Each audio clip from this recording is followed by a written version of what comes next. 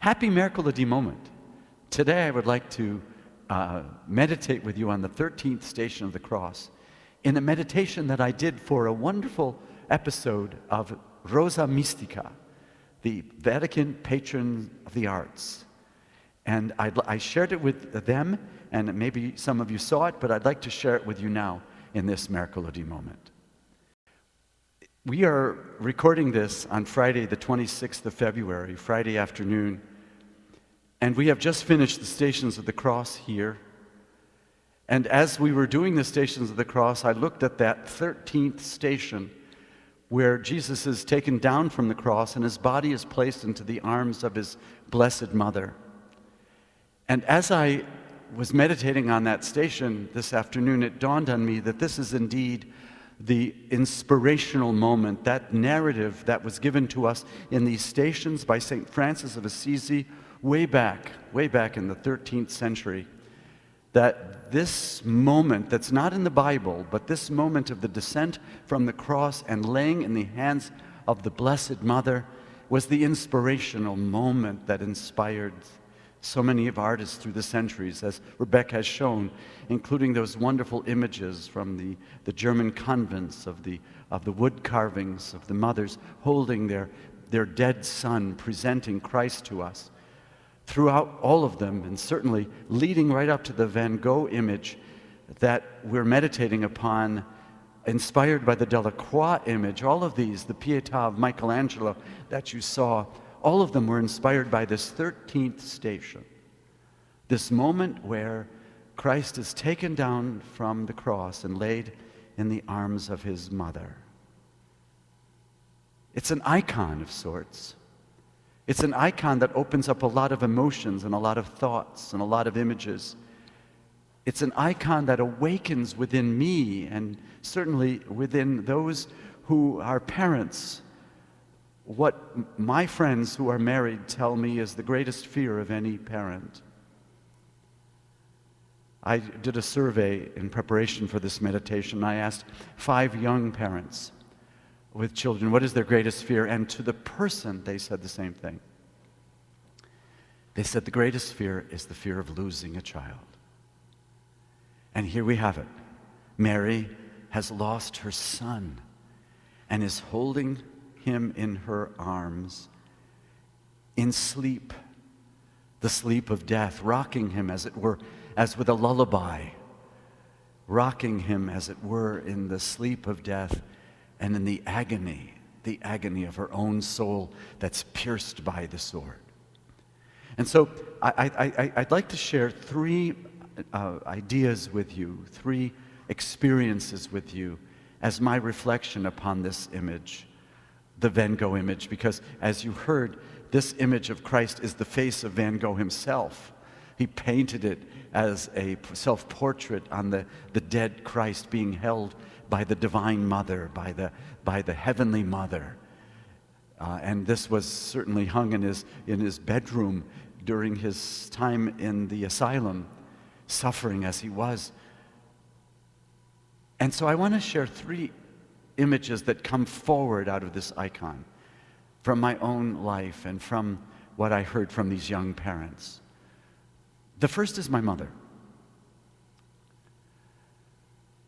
My brother died suddenly, and my mother, whose name was also Mary, held his body in death. And like the Pietà, she held my brother and then laid him into the grave, into burial. And when the funeral was all done, my mother said to me, I prayed for only 2 things in my life. And then she recounted those 5 parents I visited. She said, I prayed that I never would see my children die. And then she said, I prayed that if they were to die, that I'd have enough courage and strength to get through it. And then she said, God did not answer my first prayer. But I pray that he answers my second prayer. And he did. She had strength that she needed to get through this horrific loss. Then she told me the death of a child is so horrific that we don't even have a name for it, a word for it in English, she said. She said when a husband dies, the woman is called a widow. And if a wife dies, the man is called a widower. And if parents die, the children are called orphans. But what if a child dies? There's no name for that in the English language because the experience is so horrific. My mother was given the courage, and she was given the courage by associating herself with the Pietà, with associating herself like Van Gogh did in the arms of Mary. She gave herself into the arms of Mary, the mother of Christ, who knew what it was to lose a child, and she did find the courage she needed to get through this. And certainly at this time of pandemic, at this time of our world where so many of our young people are dying either by overdose or suicide, we commend them into the hands of the Mother of God. Or when we find ourselves now at the 500,000 point of COVID deaths, the grief of parents and children losing their parents, not be able to see their parents on their deathbeds, we commend them all into the loving hands of Mary, the Mother of God, the Pietà, so that she may show compassion and mercy to parents who have lost children, to parents who've experienced the need for the strength and courage of Mary, who held her dead son in her arms.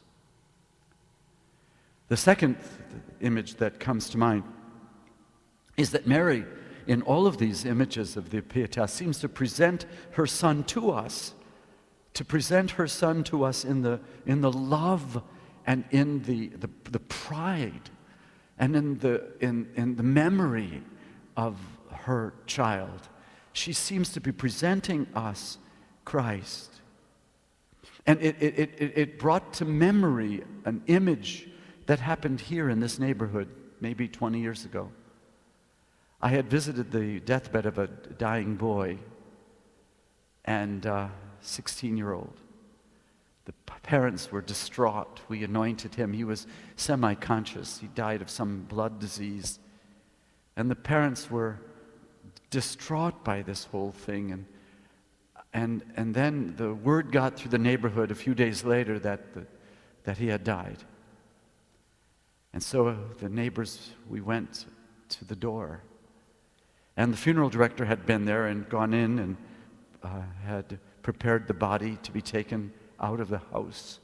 And as you well know, they present these bodies in a body bag. So the neighbors were all standing there, if you could picture it, and the stairs were at an incline, and the body was of this young 16-year-old was coming out of the house in a body bag. And the mother stopped the movement of the attendants. The funeral director and his attendants stopped. And she unzipped the bag, and she showed the beautiful face of her son. And there was simply silence at the steps as she, like Mary, presenting Christ to us, presented her son in proudness and in love. She presented him in her grief. And we all wept, and still the emotion arises in me as I tell this story, because death may end a life, but not a relationship. And the relationship that she wished to continue to share with us was the relationship of her love and her pride and joy. Her boy who had died, like Mary, presenting to us the Christ in the pride and the joy of the love not only that she felt for him, but the memory of that, the love of the Christ who loved us to death on a cross. For God so loved the world that he gave his only Son, and his Son, the Son gave his life for us as a sign of love. Just like that mother presented her child, so Mary presents us with this memory. A memory that is not simply a recounting, but a living memory that instills in us the pride and the grief and the joy and the sorrow of our own deaths and the deaths that we are given, the deaths of others whom we love, but the assurance of our Christian faith that the communion of saints is alive as we present ourselves in the thin veil of this life where the living and the dead come together. And the presentation of Christ to us and the presentation of that mother showing us her beloved Son's face is the presentation of a love that endures death, a love that goes beyond death, a love that can never die. The love of God in Christ Jesus, given to us in our human experience of even burying our children. The promise that even in that grief, we are held by a divine mother. We are held by Mary. We are held in the promise and the hope in Christ Jesus. And this leads to the third and final image. The final image that gets summoned up by seeing these images of the Pietà. The third one for me is the image of the tomb. The tomb. Because there you see in the Van Gogh image that Mary, summoning us to the body of her Son, is placing him in the tomb, in a cave. But the cave is the entry into the eternal rest that isn't rest, but an action of grace. Because as she lays him into the tomb, it reminded me of Holy Saturday. And the image in the Orthodox tradition, the icon of Holy Saturday, the Anastasis icon, where Jesus is placed in the tomb, his body is placed in the tomb, but then he descends into hell. He doesn't just sleep or rest there, but in the iconography of the Greeks, the image is that he descends into hell, and there, in his death, he pulls out Adam and Eve and Abraham and Sarah.